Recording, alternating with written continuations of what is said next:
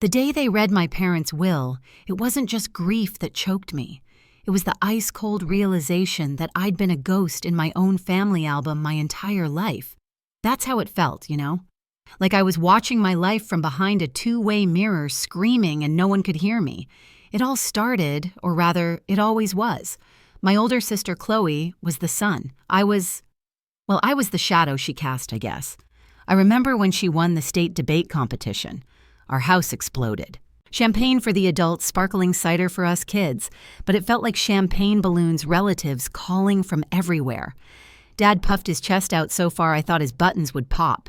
Mom was practically vibrating with pride, her voice going all high and quivery, telling everyone, "That's my Chloe, destined for great things." A few weeks later, I won this little local art contest.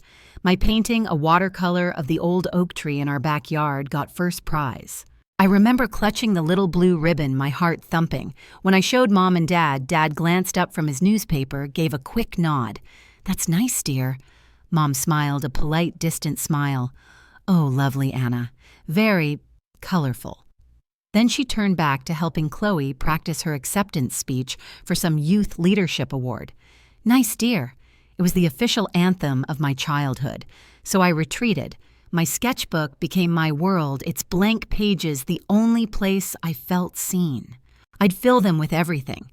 The way light hit the dust motes in my room, the angry slashes of charcoal when Chloe got the lead in the school play I'd secretly auditioned for, the quiet, yearning faces of girls who looked a lot like me, but with a spark in their eyes I hadn't yet found. Art wasn't just a hobby.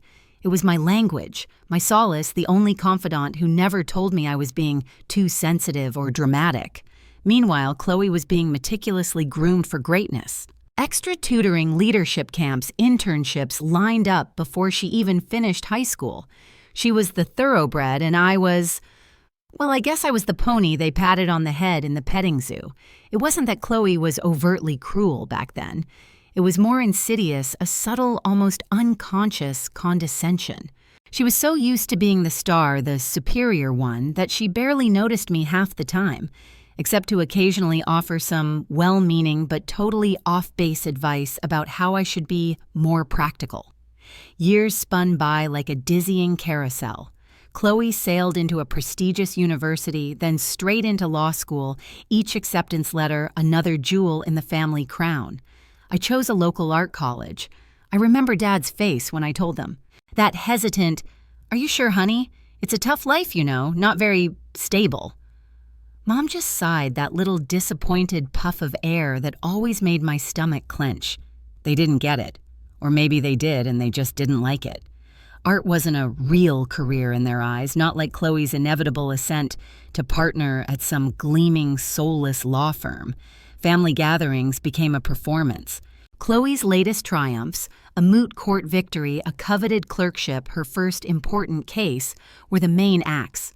My little successes, a piece sold at a student exhibition, a mention in a local arts blog, were polite footnotes if they were mentioned at all.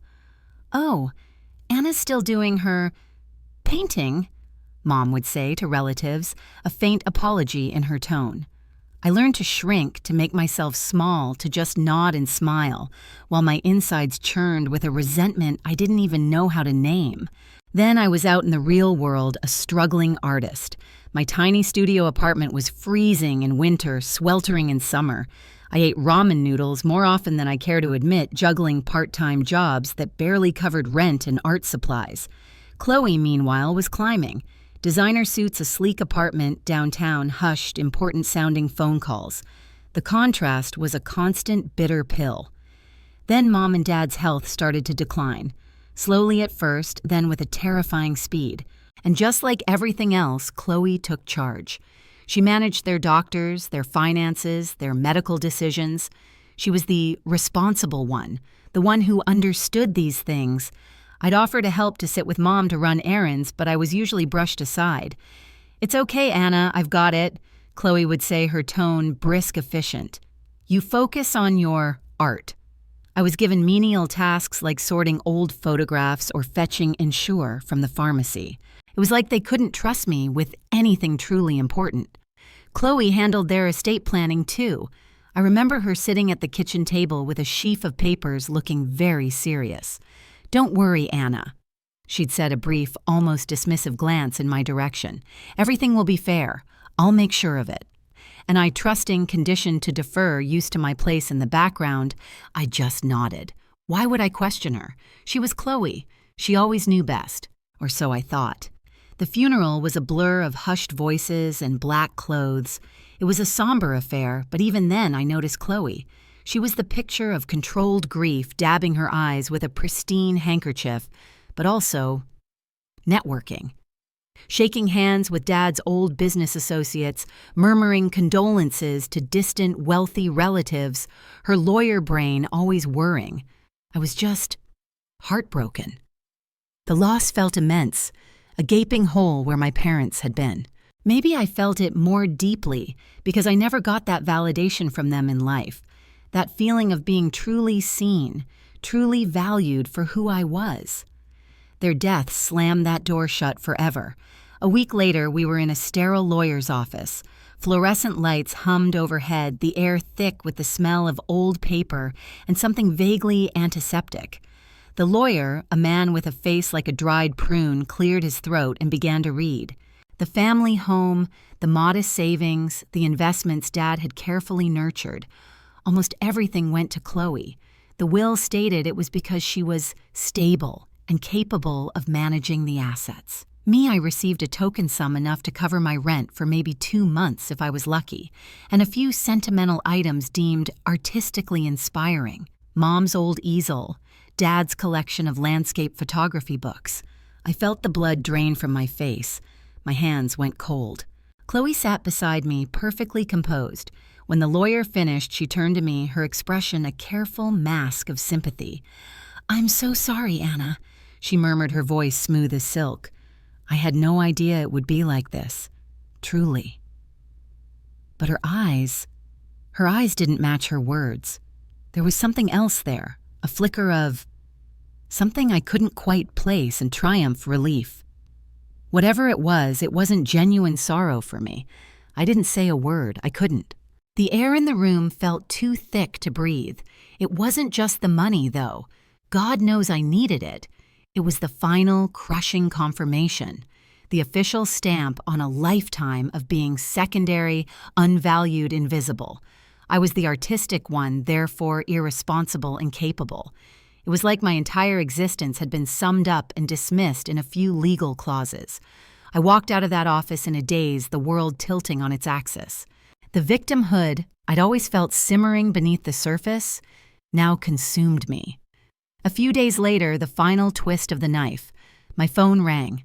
Chloe. Her tone was all business, crisp and cool. "Anna, hi. Listen, I need you to clear out your art supplies from that little room upstairs at Mom and Dad's, by the weekend if possible. I need to get the house ready for a quick sale, maximize the value. Art supplies. That's what my life's passion, my very soul was reduced to. And quick sale. No sentiment, no shared grief, just liquidation. The callousness of it, the utter disregard for my feelings for our shared history in that house, it was breathtaking. That's when it happened. Through the fog of grief and devastation, a tiny, unfamiliar spark ignited. It wasn't sadness, it was anger, pure, cold, crystallizing anger, and in that moment, something inside me shifted. The weeks that followed were a nightmare. Bills piled up, mocking me from the kitchen counter. My tiny studio apartment, once my sanctuary, now felt like a cage, its walls closing in. I tried to paint, to lose myself in color and form, but my creativity was choked, strangled by this profound grief and a burning sense of injustice. My canvases stayed blank, staring back at me like accusing eyes. And all the while, I'd see glimpses of Chloe online or through mutual acquaintances, flaunting her newfound wealth, her control, a sleek new car. Talk of gut renovating the family home, our home, before flipping it for maximum profit. Each casual mention was another needle prick to my already raw nerves. The real turning point, the moment the victim in me finally began to die, and something else, something harder and more determined began to stir, came a few weeks later. I had to go back to the house, our house, to retrieve those few art supplies and the sentimental trinkets they'd deem fit for me. The key felt cold in my hand. The air inside was stale, already feeling less like home and more like a property listing. As I was reluctantly packing a box of old paints in what used to be my childhood bedroom, I heard Chloe's voice from downstairs. She was on the phone, her voice sharp, businesslike. "Yes, absolutely, we need to liquidate Mom and Dad's old stuff as quickly as possible. Sentimental value doesn't pay the bills, does it?" A cold laugh. Then the words that seared themselves into my brain. "Oh, Anna. No, she's fine. She's, her artistic temperament, not really suited to handling significant money or making these kinds of decisions. Better this way, really. Artistic temperament. Unfit." The words echoed in the dusty room, each syllable a fresh stab. I stood there frozen, a half-packed box in my hands, and something snapped. It wasn't a loud, dramatic break, but a quiet, definitive click, like a switch being flipped in a dark room. The grief was still there, a dull ache in my chest, but now it was overlaid with something new, a cold, hard resolve. Back in my cramped studio, surrounded by the meager mementos from my parents, Mom's chipped palette knife, Dad's worn copy of Ansel Adams' The Portfolio, I stumbled upon an old sketchbook. It was from high school, filled with angsty teenage drawings. And there, on one of the pages, was a caricature I'd drawn of Chloe. It was sharp, unflattering, exaggerating her perfectly arched eyebrows into demonic horns and her confident smile into a predatory smirk. But looking at it now, years later, it felt true. Deeply, uncomfortably true. And that's when the idea, a tiny, dangerous seed, began to germinate. What if I could use my art?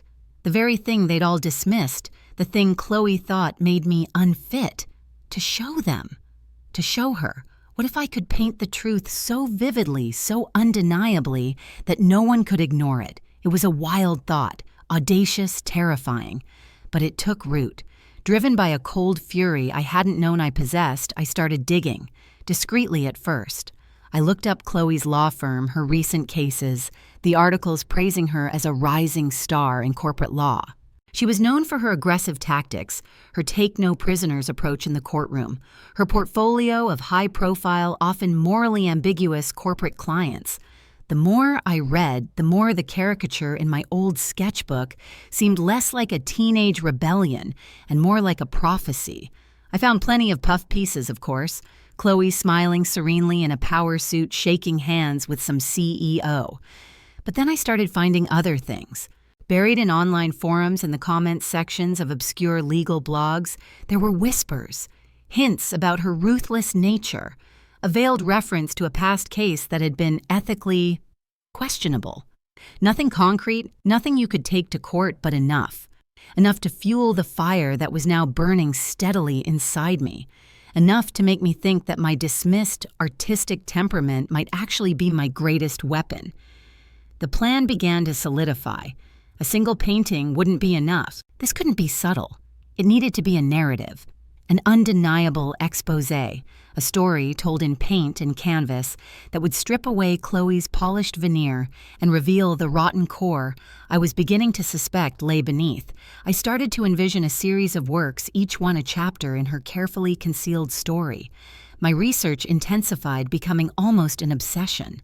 I zeroed in on Chloe's current big case, a controversial corporate merger she was spearheading. It was all over the financial news, a deal worth billions with huge environmental and social implications. I devoured every article, every press release, every public filing I could find.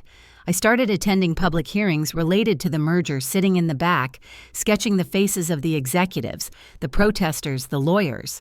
My artist's eye, trained to see nuances of light and shadow, to find the hidden lines beneath the surface, started picking up on things others might miss.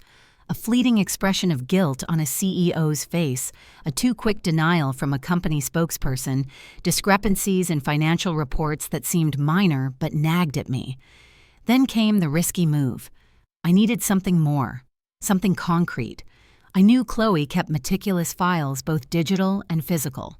Under the flimsy pretext of needing to discuss some detail about Mom's antique jewelry, one of the few sentimental items I'd inherited, I arranged to meet her at her office. It was all gleaming chrome and hushed efficiency, a world away from my paint-splattered studio. While she was momentarily distracted by a call from a senior partner, her laptop was open on her desk. My heart hammered against my ribs. It was a stupid, reckless impulse. I leaned over, feigning interest in a framed photo, my fingers hovering over the trackpad. Just a few clicks, but then her assistant walked by. I pulled back my face, burning a narrow escape, but I didn't give up. A few days later, I accidentally bumped into a junior associate from Chloe's firm at a coffee shop near their building. He looked stressed, overworked, and surprisingly willing to complain about his boss's demanding nature to a sympathetic stranger who just happened to be an artist fascinated by the corporate world. I didn't push, just listened, offered a comforting smile, asked innocent, art-related questions about capturing the essence of power dynamics. He let slip a small, seemingly insignificant detail about a particular document Chloe had been very insistent on keeping under wraps in the merger case. Something about an internal environmental impact report that was far more damaging than the official one. It was a tiny breadcrumb, but it was enough. I walked out of that coffee shop feeling a strange, exhilarating thrill. The thrill of control. For the first time in what felt like forever, I wasn't just reacting, I was acting. I wasn't just the victim, I was the hunter. My studio transformed. It was no longer just a place of solace. It became a war room. Canvases lined the walls, sketches and notes about Chloe's case. Timelines, names, financial figures were pinned up alongside color swatches and inspirational images. Tubes of paint lay scattered like spent ammunition. I was consumed. Sleep became an afterthought, food a necessary evil. I was on a mission. The deep dive into Chloe's world was like peeling back the layers of a rotten onion. I learned to navigate public records' financial disclosures, deciphering legalese that made my head spin. The junior associate, let's call him Ben, became an unwitting and later a more witting source. I'd meet him for coffee, feigning that artistic curiosity, carefully, painstakingly extracting information without revealing my true motives. He was young, a little disillusioned, and perhaps flattered by the attention of an older, intriguing artist. He started to confide more small frustrations about the ethical tightropes he felt Chloe was making him walk, the corners he suspected were being cut. Slowly, piece by painstaking piece, a disturbing picture emerged. It seemed Chloe, in her relentless pursuit of this merger, had indeed suppressed crucial, damaging information. That internal environmental report was just the tip of the iceberg. There were hints of underhanded tactics to discredit opponents of the merger, whispers of anonymous smear campaigns, and even a faint, tantalizing trail that suggested possible insider trading connected to the deal. If any of it could be proven, it wouldn't just be embarrassing, it would be career-ending, potentially criminal. The tension was immense. Every piece of information I gathered felt like a stolen jewel, heavy with risk. I was venturing into ethically gray areas myself, manipulating Ben, however gently, using deception to fight deception. But the injustice I felt burned too brightly to be ignored. It was like a humanities lesson playing out in real time. Can the ends ever truly justify the means? I didn't have an answer, only a burning need for what I perceived as justice. And then the masterpieces began to emerge. I poured every ounce of my pain, my years of suppressed anger, my meticulous research onto those canvases. They weren't just paintings, they were indictments. Hyper-realistic with a sharp satirical edge that was pure, undiluted Anna. One canvas depicted Chloe in a magnificent power suit, the fabric rendered with such detail you could almost feel its expensive weave. But in the shadowy background, if you looked closely, you'd see it a tiny, almost hidden detail of a document being fed into a shredder, another of a shadowy figure passing a discreet envelope. The devil, as they say, was in the details. Another was a more symbolic piece, a dark allegorical representation of the corporate merger. Chloe was the central figure, but not as a polished lawyer. I painted her as a sleek, predatory panther, its eyes gleaming with avarice, its claws sunk deep into a representation of a fragile, wilting landscape, while tiny, faceless figures scattered in terror. The centerpiece, the one I labored over for weeks, fueled by coffee and fury, was a large, complex oil painting. It was a triptych, almost like a modern altarpiece. The central panel was a stunning, almost classical portrait of Chloe looking regal and untouchable. But the side panels, the side panels were where the story truly unfolded. They were a meticulously rendered collage of evidence, fragments of documents, stock market graphs with damning arrows, blurred faces of a secret meeting, all woven into the composition with such artistry that it was both beautiful and terrifying. It was a visual puzzle daring the viewer to connect the dots. I worked with a feverish intensity I'd never known. My art, once a gentle escape, had become a weapon. Each brushstroke was a blow, each carefully chosen color a revelation. The act of creation was no longer just catharsis. It was an act of controlled demolition. This wasn't just about personal revenge anymore. It felt bigger, like I was lancing a boil of corporate greed and duplicity, using my art as the scalpel. It's funny, isn't it? How art can be both a mirror reflecting reality and a hammer to shatter illusions. I was aiming for the latter. With the series complete, the next phase began setting the stage. I researched art galleries relentlessly. I needed a reputable space, one known for showcasing provocative contemporary work, a gallery that wasn't afraid of controversy. I found one, Galerie Vérité.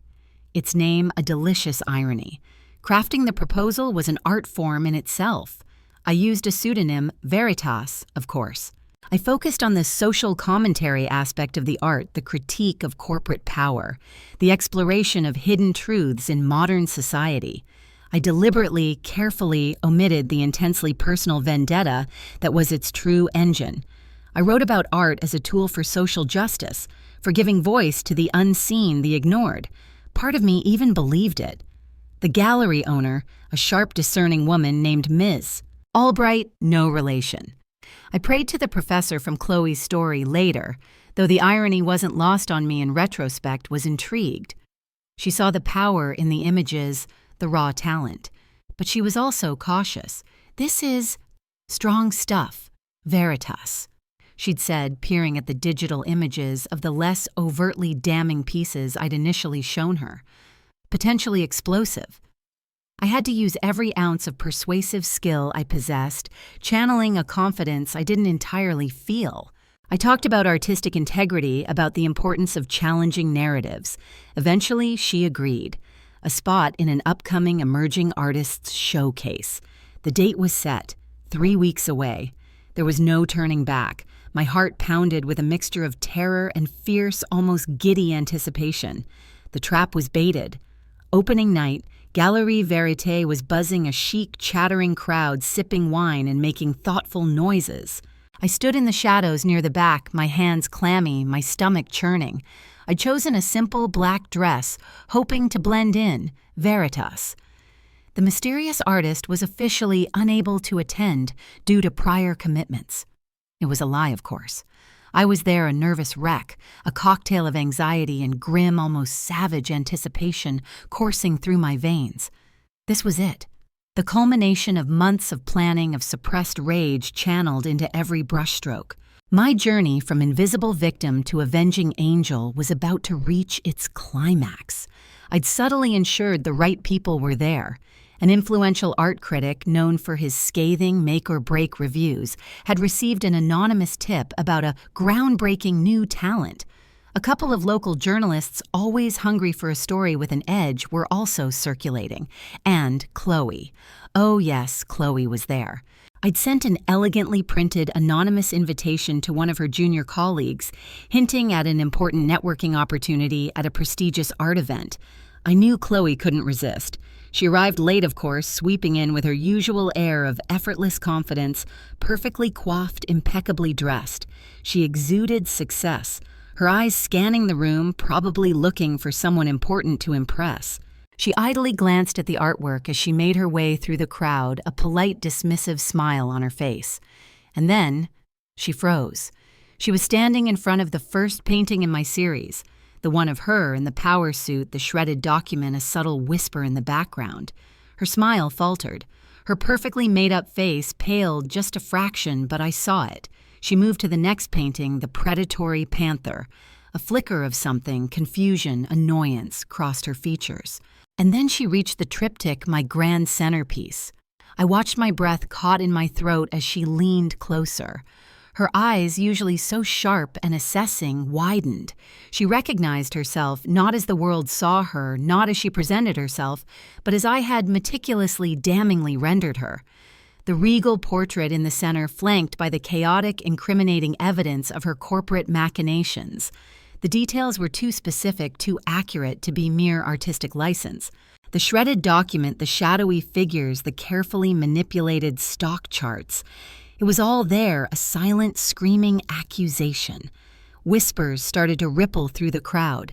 People were pointing their voices, hushed but excited. Phones came out discreetly at first, then more openly snapping pictures. The art critic was scribbling furiously in his notepad, a look of intense concentration on his face. Chloe's composure, her carefully constructed iron mask, began to crack. A flush crept up her neck. She looked around, her eyes darting a hunted animal, suddenly realizing the trap had sprung. She tried to dismiss it, to turn away to leave, but she was hemmed in by the curious crowd, by the undeniable, damning power of the art staring back at her. Her public humiliation had begun. The fallout was spectacular. The art show became an overnight local sensation.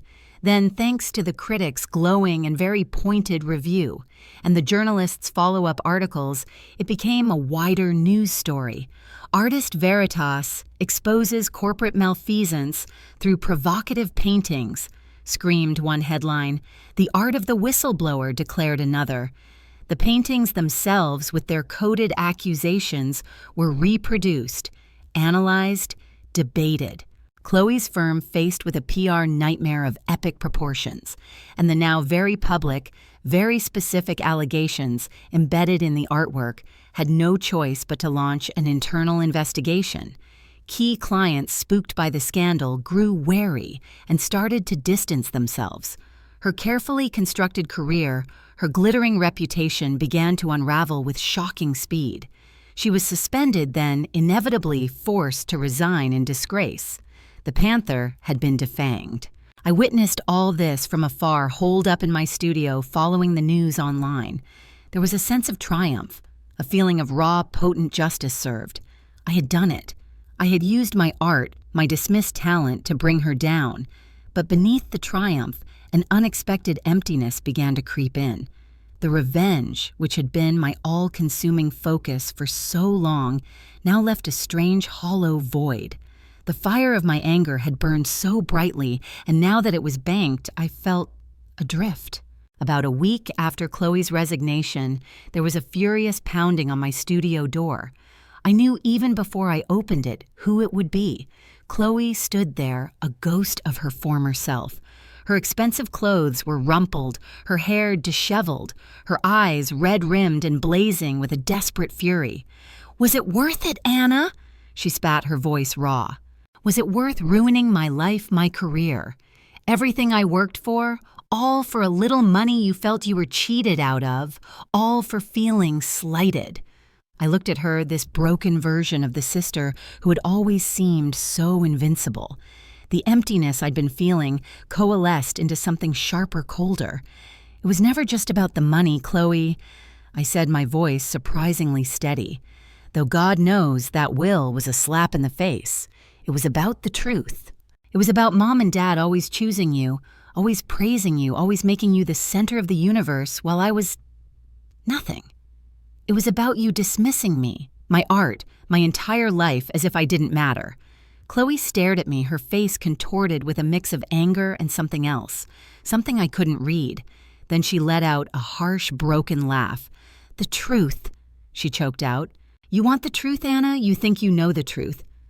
She stepped into my studio, her eyes sweeping over my paintings, my instruments of her destruction, with a look of profound pain. You want to talk about being dismissed, she said, her voice trembling. You want to talk about sacrifices, and then the words that shattered my entire world. Remember high school Anna. She began, her voice low, intense. Remember that avant-garde sculpture you were so proud of? The one you submitted to the All-State Young Artists Fair, the one that won you that incredible scholarship offer to Pratt, the one you ultimately turned down because you weren't ready to leave home. I frowned, confused. Vague memories surfaced. A weird spiky metal thing I'd welded together in shop class. I'd been proud of it, yes. The scholarship. I'd forgotten about that. What about it? Chloe's eyes bored into mine, filled with a terrible, ancient weariness. It was a direct copy Anna, a blatant, undeniable copy of Professor Albright's Emergence series from the City Museum. He was one of the judges for the fair. He recognized it instantly. My blood ran cold. Professor Albright, a famous local sculptor. I vaguely remembered seeing his work. Oh, God. He was going to sue, Chloe continued, her voice cracking. Press charges for plagiarism, academic fraud. You would have been ruined, Anna. Disqualified, your name dragged through the mud before you even started your precious art career. Dad was furious. He was ready to let you learn the hard way to face the consequences of your artistic integrity. I couldn't breathe. My carefully constructed narrative of victimhood, my righteous anger, was starting to crumble. Chloe's face was streaked with tears now, tears she didn't bother to wipe away. I cashed in my savings bonds, she whispered. The ones Grandma gave me for college, every penny. I went to Professor Albright. I begged him Anna. I groveled. I paid him off, made him sign a non-disclosure agreement, all so his lawyers wouldn't destroy you. Her voice broke completely. I was supposed to go to Georgetown for pre-law that fall. That was my dream, the one I'd worked my whole life for. But the money was gone. All of it. I ended up at State University, the local college, because that's all we could afford after that. She sank onto my rickety stool, her shoulders slumped. Mom and Dad, they never told you. They made me promise. They didn't want you to live with the guilt, with the shame. They said they just wanted one of us to make it unencumbered. One of us to have a clear shot. And since my path was already complicated by then, they pinned all their remaining hopes on you, succeeding quietly without that scandal hanging over you. I stared at her, utterly, completely stunned. It was like the floor had dropped out from beneath me. Vague, confusing memories flooded back, slotting into place with horrifying clarity. Chloe's abrupt, unexplained change in college plans, the hushed, angry arguments between her and Dad that summer, an unexplained sadness I'd often seen in Chloe's eyes during those years, a sadness I'd always dismissed as arrogance or dissatisfaction with her lesser university. The way Mom and Dad had suddenly become so fiercely protective of my artistic pursuits, so anxious for me to succeed even if they didn't understand them. It wasn't dismissal of me. It was a desperate, misguided attempt to protect me, to make her sacrifice worth something. The entire foundation of my life, my carefully constructed identity as the wronged victim, the invisible sister, the righteous avenger, it all shattered into a million pieces. The anger I'd nursed for years, the resentment that had fueled my revenge, it all felt like a cruel, colossal misunderstanding. My art, my weapon, had been aimed at the wrong target. Or maybe there was no target at all, just a messy, tragic tangle of family secrets and flawed human beings trying to do what they thought was best and failing spectacularly. A few months later, I stood in a bright, airy art gallery. This time, it was my solo show. The controversial series Veritas had ironically made my name. Critics were raving about the bold social commentary, the unflinching gaze. I looked composed, successful, a rising star in the art world, but inside I was a kaleidoscope of conflicting emotions. My phone buzzed in my pocket, a text message from Chloe. Found that old photo of us at the beach with Mom, it read, the one where you buried me up to my neck in sand. We were both smiling like idiots. Remember? I stared at the message for a long, long moment. The fury, the resentment, it was all gone, replaced by a complex, aching brew of guilt, a dawning, painful understanding, a strange, unexpected pity for her, for me, for all of us. And beneath it all, the dawning awareness of a shared past that was so much more complicated, so much more nuanced than I had ever allowed myself to believe. All those years, I'd painted myself as the tragic heroine, Chloe the villain. But life, I was learning, rarely deals in such simple archetypes. It's all shades of gray, isn't it? A messy, heartbreaking, beautiful canvas of shared histories and hidden sacrifices. That's the hardest lesson, the one they don't teach you in art school. How to reconcile the portrait you've painted of someone with the flesh and blood person standing before you, suddenly rendered in a light you never knew existed. I took a deep breath, the scent of expensive wine and intellectual chatter fading into the background. My fingers hovered over the keypad, then slowly, carefully typed a reply. "I remember," I wrote. "I still have the seashell you found for me that day, the perfect, unbroken one." I put my phone away, my gaze drifting to my paintings hanging on the pristine, white walls. They were powerful, yes. Instruments of my revenge, certainly. But now they were also something else, symbols of a profound, painful misunderstanding, a testament to the secrets families keep, and the truths that can reshape everything. A small, wry, almost melancholy smile touched my lips. My journey from victim to avenger hadn't led me to victory, not really. It had led me here to this quiet, aching, and infinitely more complicated truth. And somehow that felt like a beginning, not an end. How do you find today's story? Leave a comment below if you like this video. Please like and share. Especially, don't forget to subscribe to the channel so you don't miss our interesting and exciting stories.